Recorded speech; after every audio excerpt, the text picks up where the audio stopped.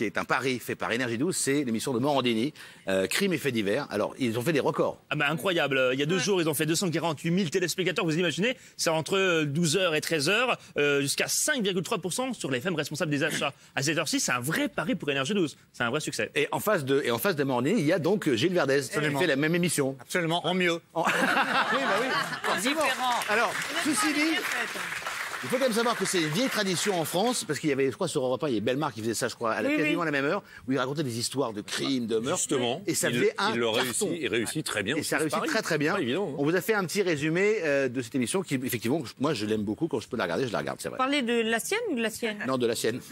Pas de celle de Jean-Marc. Mais j'aime beaucoup cette À l'heure où la plupart des chaînes proposent des fictions, Énergie 12 a fait un choix surprenant avec une quotidienne consacrée aux faits divers. Pourquoi? Parce que la réalité sera toujours plus forte que la meilleure série télé. Dans Crime et faits divers, Jean-Marc Morandini raconte et décrypte les affaires judiciaires à chaud et en direct. Cet été dans l'Oise, une jeune femme de 34 ans a été tuée par le propriétaire de son appartement. C'était il y a seulement 3 semaines. Au programme, des reportages, mais surtout des témoignages forts en plateau. Exemple ici avec la mère d'une jeune femme tuée par son propriétaire. Comment vous avez appris le drame qui s'est déroulé? Le mardi, en fin d'après-midi, lorsque j'ai vu des gendarmes arriver à la maison. Vous avez compris tout de suite? Des invités, mais aussi des spécialistes. Un avocat pour apporter des précisions juridiques. L'homme s'est suicidé.